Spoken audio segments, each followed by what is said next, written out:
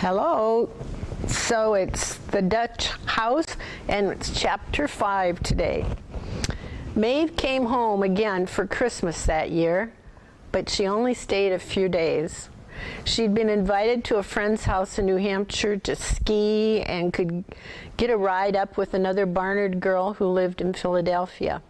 They were rich girls, all of them, smart, popular girls who knew how to work a slope and aspired to read the red and the black in French. When she found out the dorms would be closed at Easter, Maeve decided to stay at school. Plenty of her friends lived in the city, and there were always invitations to go to dinners. Besides, she had work to do. She could go to Easter Mass at St. Patrick's and walk down Fifth Avenue with the girls who did exactly that every year.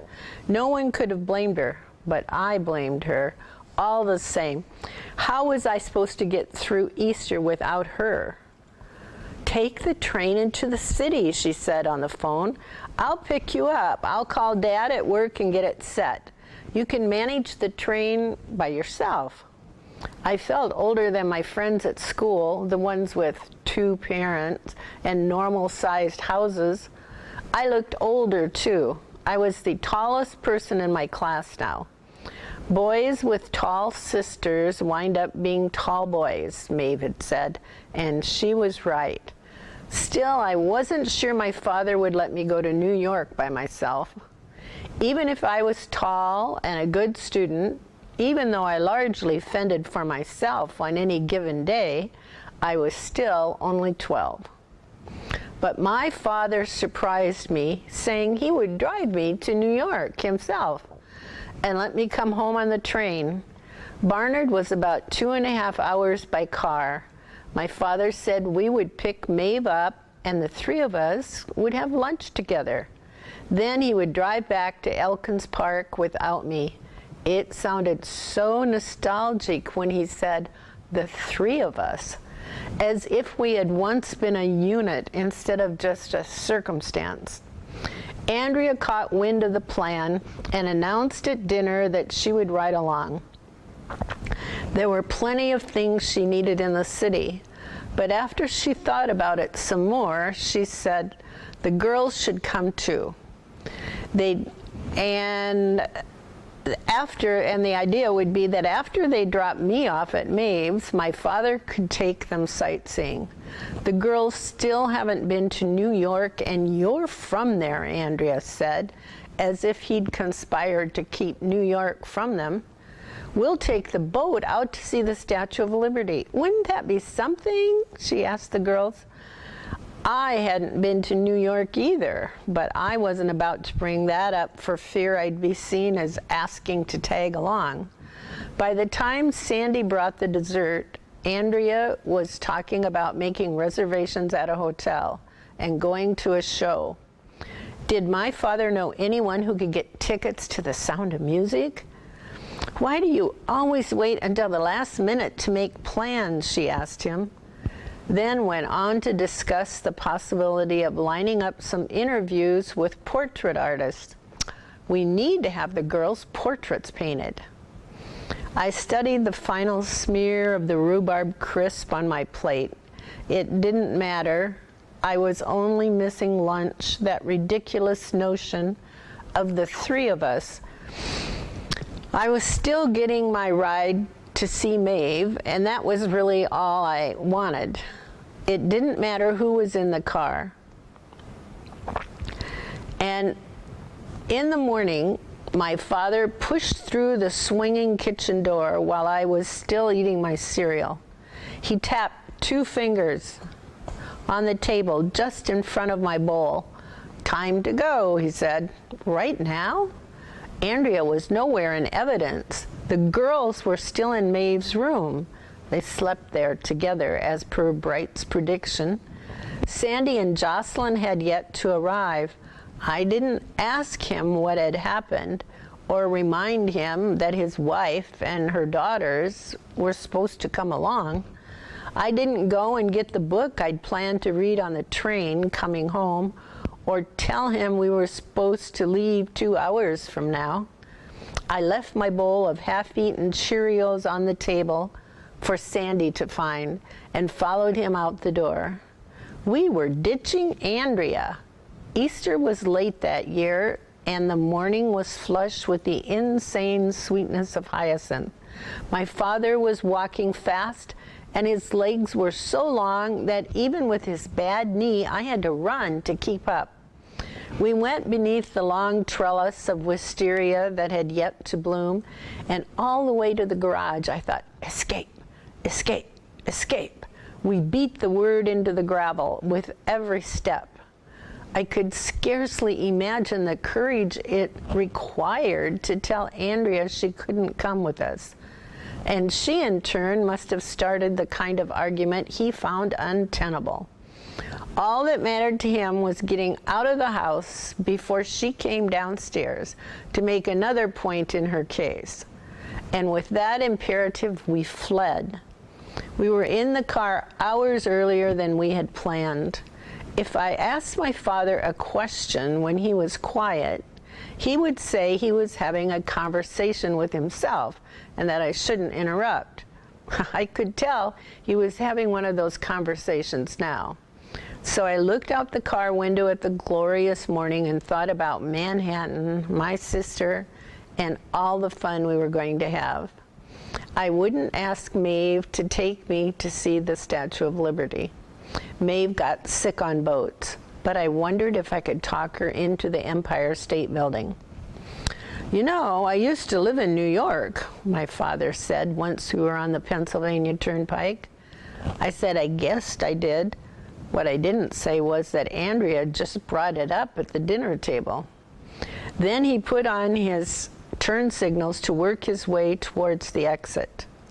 We've got plenty of time, I'll show you. For the most part, what I knew about my father was what I saw. He was tall, thin, with weathered skin, hair the color of rust, the color of mine.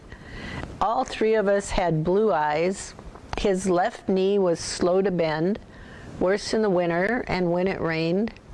He never said a word about it, but it was easy enough to tell when it hurt him. He smoked Pall Malls, put milk in his coffee, worked the crossword puzzle before reading the front page. He loved buildings the way boys love dogs. When I was 8 years old, I asked my father at the dinner table if he was going to vote for Eisenhower or Stevenson. Eisenhower was running for a second term, and all the boys in school were for him. My father clicked the point of his knife against his plate and told me I was never to ask a question like that, not of him, not of anyone. It may be fine for boys to speculate on whom they might vote for because boys can't vote, he said, but to ask an adult such a question is to violate a man's right to privacy. In retrospect, I imagine my father was horrified that I might think there was any chance he'd vote for Stevenson, but I didn't know that at the time. What I knew was that you had to touch a hot stove only once. Here are the things I talked to my father about when I was a boy. Baseball. He liked the Phillies. Trees. He knew the name of everyone, though he would chastise me for asking about the same kind of tree more than once. Birds. Likewise. He kept feeders in the backyard and could easily identify all of his customers. Buildings, be it their structural soundness, architectural details, property value, property tax, you name it, my father liked to talk about buildings. To list the things I didn't ask my father about would be to list the stars in heaven. So let me throw out one. I did not ask my father about women. Not women in general and what you were supposed to do with them, and definitely, excusez-moi here.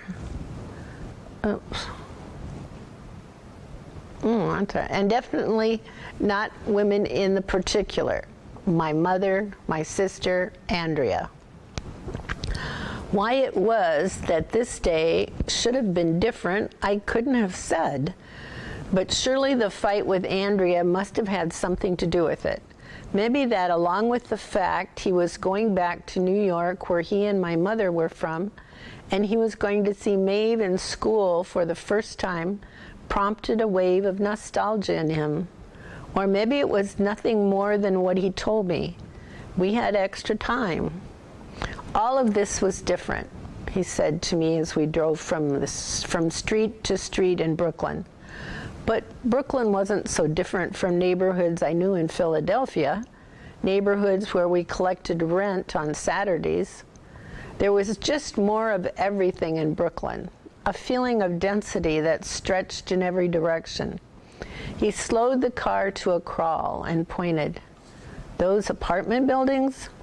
When I lived in the neighborhood, those were wood. They took the old ones down, or there was a fire. The whole block. The coffee shop was there, and he pointed out Bob's Cup and Saucer. The people at the window counter were finishing a very late breakfast, some of them reading the paper and others staring out at the street. They made their own crullers. I've never found anything like them. On Sunday after church, there'd be a line down the block. See that shoe shop? Honest Shoe Repair. That's always been there, he pointed. And he pointed again, a shop window barely wider than the door itself. I went to school with the kid whose father owned it. I bet if we walked in right now, he'd be there banging new soles onto shoes. That would be some sort of life.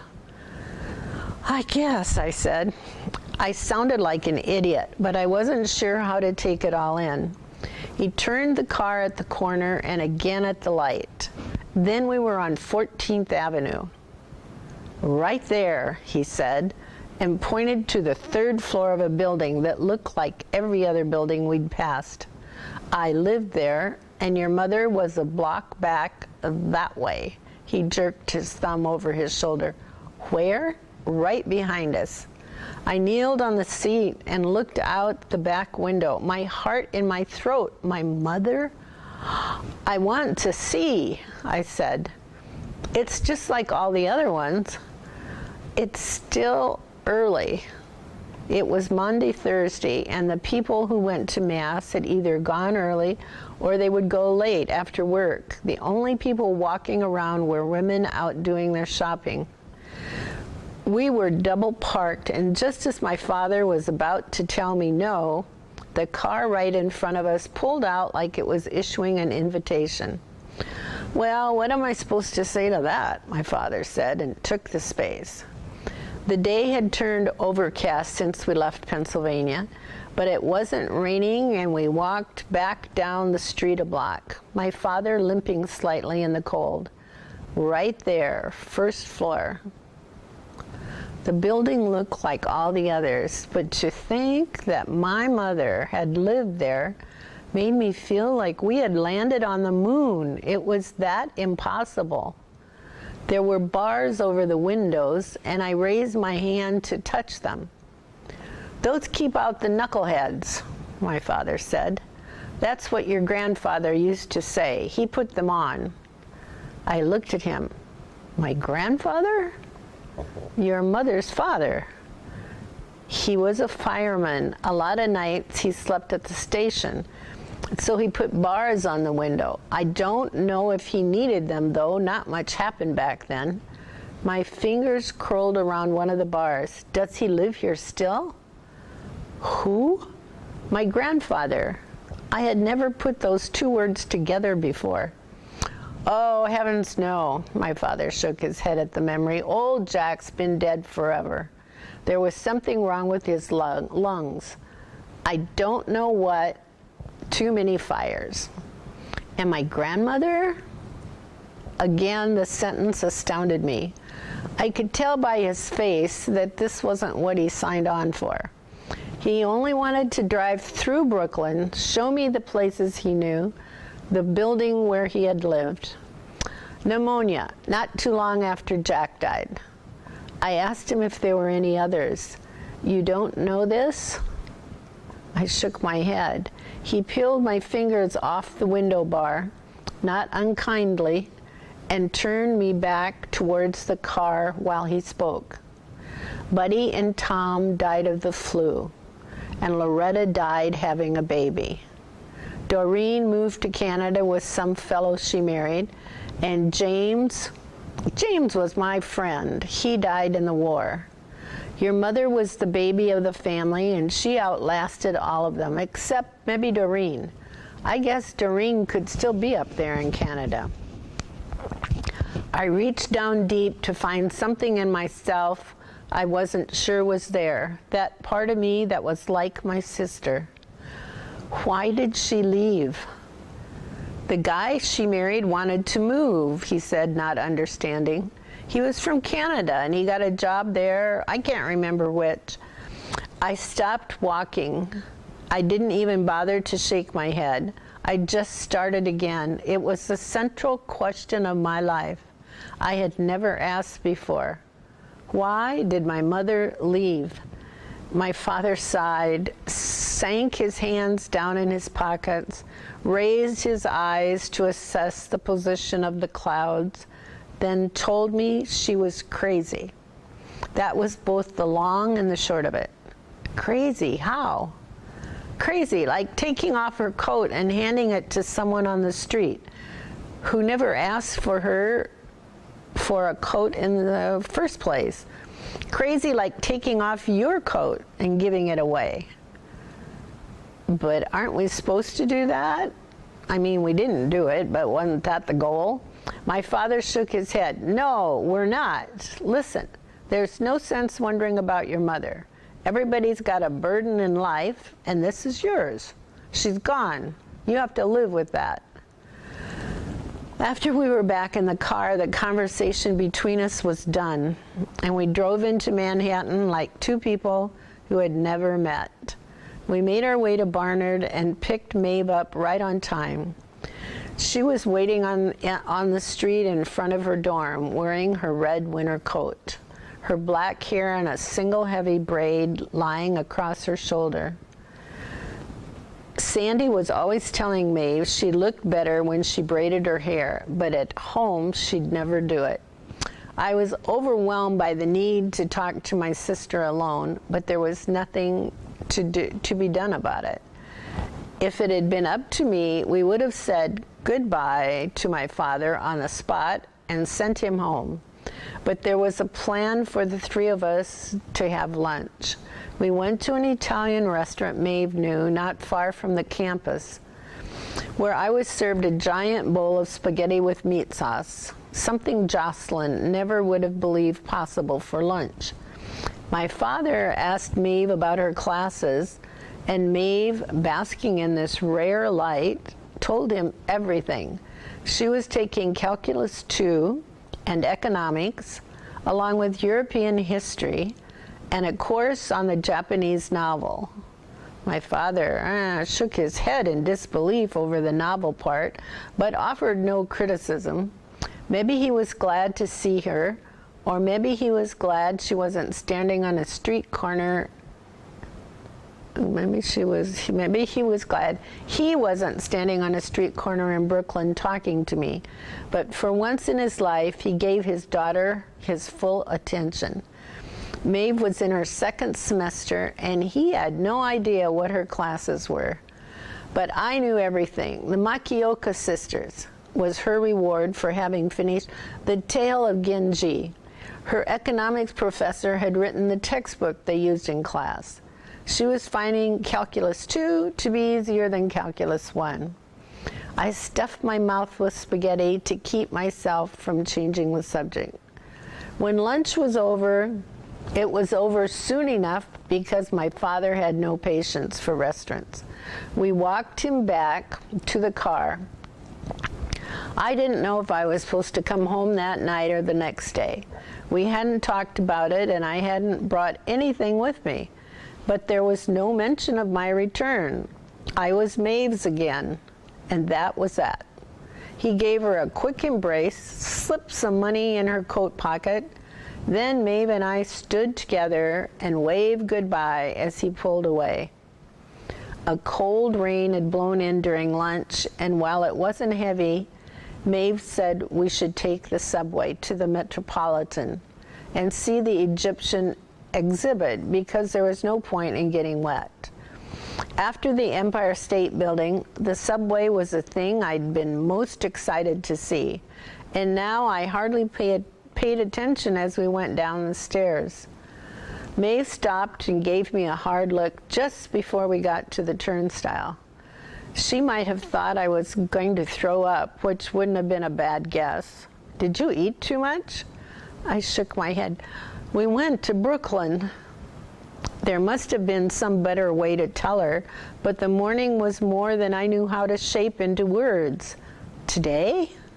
There was a black metal gate in front of us, and on the other side of the gate was the platform for the train. The train came up, the doors opened, the people got off and got on, but Maeve and I just stood there. Other people rushed past, trying to get through the turnstile in time. We left too early, and I think he and Andrea must have had a fight because she was going to come with us, Andrea and the girls. And then Dad came down alone, and he was in a huge hurry to leave. I had started to cry when there was nothing to cry about. I was long past that age anyway.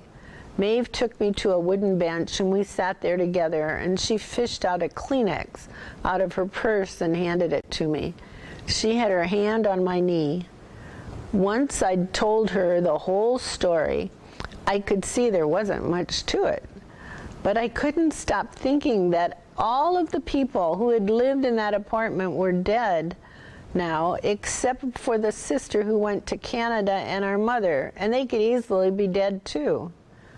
Maeve was very close. She'd eaten a peppermint from a bowl by the door in the restaurant. We both had. Her eyes weren't blue like mine. They were much darker, almost navy. "Could you find the street again?" "It's 14th, but I couldn't tell you how to get there." "But you remember the coffee shop and the shoe repair, so we could find it." Maeve went to the man in the booth who sold tokens and came back with a map. She found 14th Avenue and then figured out the train. Then she gave the map back and gave me a token.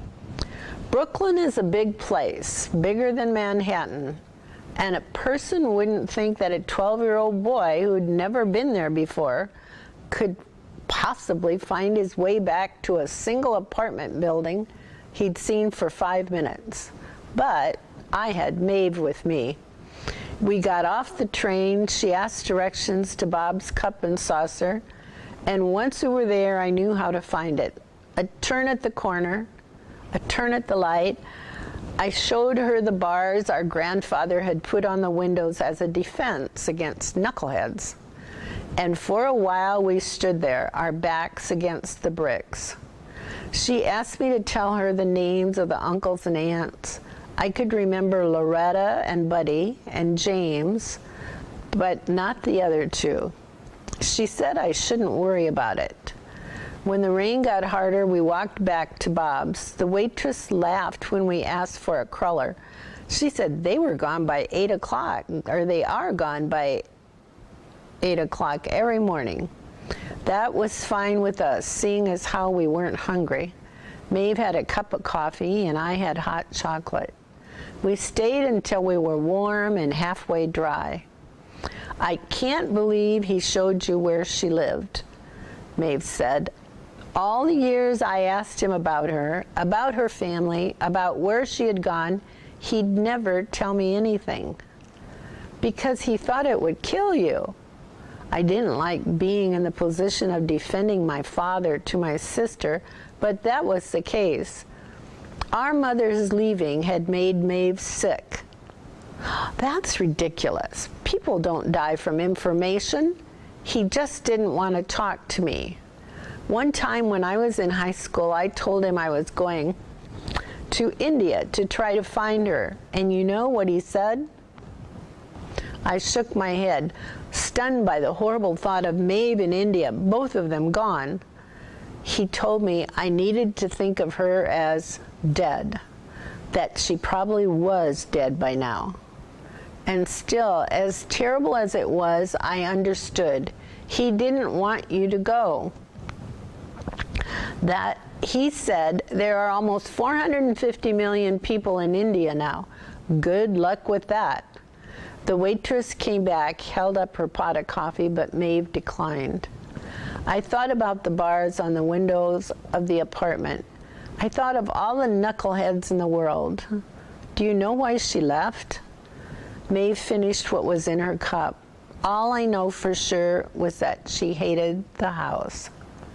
The Dutch house? Couldn't stand it. She didn't say that. Oh, she did. She made it known every day. The only room she'd ever sit in was the kitchen. Whenever Fluffy would ask her a question, she'd say, do whatever you think best, it's your house. She was always saying it was Fluffy's house. It drove Dad to distraction. I remember that. She told me once if it were up to her, she'd give the place to the nuns, let them turn it into an orphanage or an old folks' home. Then she said the nuns and the orphans and the old folks would probably be too embarrassed to live there. I tried to imagine such a thing. I hate the dining room ceiling, sure, but the entire house? There was no better house. Maybe you misunderstood her. She said it more than once. Then she was crazy, I said, but as soon as I said it, I was sorry. Maeve shook her head. She wasn't crazy. When we got back to Manhattan, Maeve took me to a men's store and bought me extra underwear, a new shirt, and a pair of pajamas. Then she got me a toothbrush at the drugstore next door. That night we went to the Paris Theater and saw Mon Oncle. Maeve said she was in love with Jacques Tati. I was nervous about seeing a movie with subtitles, but it turned out that nobody really said anything. After it was finished, we stopped for ice cream, then went back to Barnard. Boys of every stripe were expressly forbidden to go past the dorm lobby. But Maeve just explained the situation to the girl at the desk.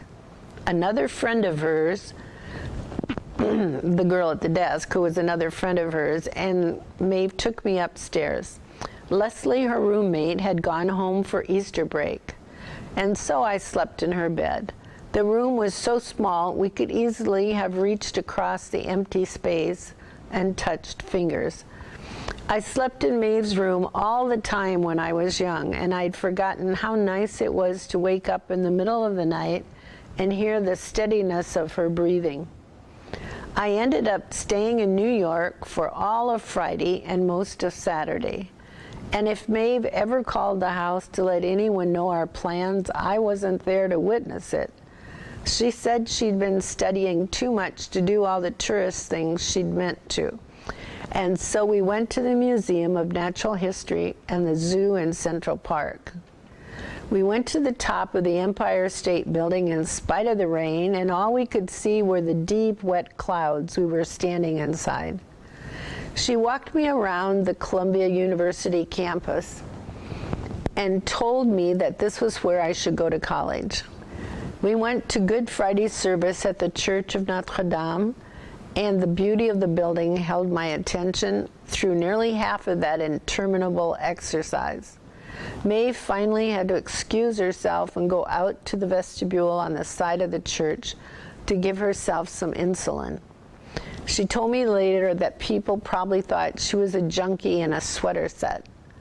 Later on Holy Saturday, she took me to Penn Station. She said Dad would want me home for Easter, and anyway, we both had to go back to school on Monday. She bought me a ticket, promising that she would call the house and tell Sandy when to meet me, making me promise I would call her as soon as I got home. Maeve gave the porter a tip and asked him to seat me next to the safest looking person on the train. But as it turned out, there were only a handful of us going to Philadelphia in the late afternoon of Holy Saturday, and I had a whole road to myself. Maeve had bought me the book about Julius Caesar. I had begged her, it was the book about Julius Caesar that I had begged her for in Brentano's, but I wound up keeping it on my lap and looking out the window the entire time. The train was past Newark before I realized I'd forgotten to show her the apartment building where Dad had grown up, and that she had forgotten to ask. I hadn't thought about Andrea at all while I was gone, but now I wondered if there had been some god-awful fight. Then I remembered what my father had told me, that the things we could do nothing about were best put out of our minds. I gave it a try and found that it was easier than I imagined. All I did was watch the world shoot by. Past the train window, the towns, then houses, then trees, then cows, then trees, then houses, then towns, over and over again. Sandy picked me up at the train station as Maeve had promised, and I told her all about the trip in the car. Sandy wanted to know how Maeve was doing and about her dorm room, which I told her was very small. She asked me if I thought she was getting enough to eat. She looked so skinny at Christmas. "Do you think?" I asked. She seemed just the same to me. When we got back to the house, they were all eating dinner, and my father said, "Look who's back." There was a setting at my usual place. "I'm going to get a rabbit for Easter," Bright said to me. "No, you're not," Norma said. "Let's wait for tomorrow and see what happens," Andrea said, not looking at me. "Eat your dinner." Jocelyn was there, and she gave me a wink, and she brought me my plate. She'd come over to help since Cindy had to get me at the station. "Are there rabbits in New York City?" Bright asked. The girls were funny, the way they treated me like I was already grown, closer to my father and Andrea in age and station than I was to them. "Loads of them," I said. "Did you see them?" In fact, I had seen rabbits in an Easter display at Saks Fifth Avenue. I told her how they hopped around the ankles of mannequins in fancy dresses, and how Maeve and I had stood out on the street with crowds of other people and watched them for a good 10 minutes. "Did you get to see the play?" Norma asked. And then Andrea did look up. I could tell how crushed she'd be to think that Maeve and I had done something she wanted to do. I nodded. "There was a lot of singing, but it was better than I thought it would be." "How in the world did you get tickets?" my father asked. "Oh, a friend of Maeve's at school. Her father works in the theater." I didn't have much experience lying in those days, but it came naturally to me. No one at that table would have checked my story, and even if they had, Maeve would have backed me without a thought. There were no more questions after that, so I kept the penguins at the Central Park Zoo and the dinosaur bones at the Museum of Natural Science, and Mon Oncle in the dorm room, and all the rest of it to myself. I planned to tell my friend Matthew everything when we were in school on Monday. Matthew was half crazed by the idea of seeing Manhattan. Andrea started up about tomorrow's Easter lunch, and oh, how busy she would be, even though Sandy had told me in the car that every bit of the cooking was done. I kept waiting for my father to catch my eye, to give some small signal that things had changed between us, but it didn't come. He never asked me about my time with Maeve or the play I hadn't seen, and we never talked about Brooklyn again. "Don't you think it's strange we never see her?" I asked Maeve. I was in my late 20s then. I thought it might have happened once or twice. "Why would we see her?" "Well, we park in front of her house. It seems like we would have overlapped at some point. We had once seen Norma and Bright walking across the yard in their swimsuits, but that was it, and that was ages ago. This isn't a stakeout. It's not like we're here all the time. We drop by every couple of months for 15 minutes. It's more than 15 minutes, I said, and it might as well have been more than every couple of months. Whatever, we've been lucky. Do you ever think about her? I didn't think of Andrea often, but there were times when we were parked in front of the Dutch house that she might as well have been in the back seat of the car. Sometimes I wonder if she's dying, Maeve said. I wonder when she'll die. That's about it. I laughed, even though I was pretty sure she wasn't joking. I was thinking more along the lines of, I wonder if she's happy. I wonder if she's ever met anyone. No, I don't wonder about that.